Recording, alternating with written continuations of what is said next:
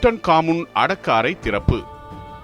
1923 ஆண்டு பிப்ரவரி 16 அன்று பிரிட்டிஷ் தொல்லியல் அறிஞர் ஹோவர்ட் கார்ட்டர் எகிப்தில் உள்ள டூட்டான் காமுன் அவர்களின் கல்லறை அடக்க அறையை அதிகாரப்பூர்வமாக திறந்தார்.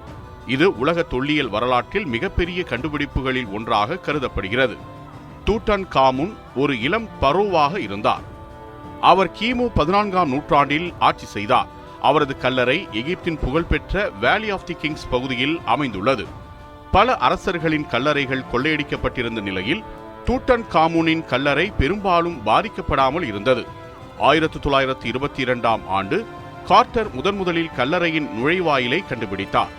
இதற்கு ஆதரவளித்தவர் பிரிட்டிஷ் அரிஸ்டோகிராட் லார்ட் கார்னர்வோன் ஆவார். 1923ஆம் ஆண்டு பிப்ரவரியில் அடக்க அறை திறக்கப்பட்டது. அடக்க அறை திறக்கப்பட்ட போது அதிலிருந்த பொற்கலன்கள், நகைகள், சிலைகள் மற்றும் அற்புதமான பொற்கவசம் உலகை ஆச்சரியத்தில் ஆழ்த்தியது. குறிப்பாக டூட்டன் காமுனின் தங்க முகமுடி மிக பிரபலமான தொல்லியல் பொருளாக மாறியது. இந்த கண்டுபிடிப்பு பழமையான எகிப்திய கலாச்சாரம், மதம் மற்றும் அடக்கம் முறைகள் குறித்து முக்கியமான தகவல்களை வழங்கியது. பரோவுகள் இறந்த பின் அவர்களுடன் பல பொருட்கள் புதைக்கப்பட்டதற்கான தெளிவான ஆதாரங்களும் கிடைத்தன. இந்த நிகழ்வு உலக அளவில் டுட்மானியா எனப்படும் பெரும் ஆர்வத்தை ஏற்படுத்தியது. எகிப்திய வரலாறு மற்றும் தொல்லியல் ஆய்வுகள் மீண்டும் முக்கியத்துவம் பெற்றன. உலக அருங்காட்சியகங்களில் எகிப்திய கலைப்பொருட்கள் மீது மக்கள் அதிக ஆர்வம் காட்டத் தொடங்கினர். அதே நேரத்தில் பாரோவின் சாபம் என்ற கதையும் பரவியது.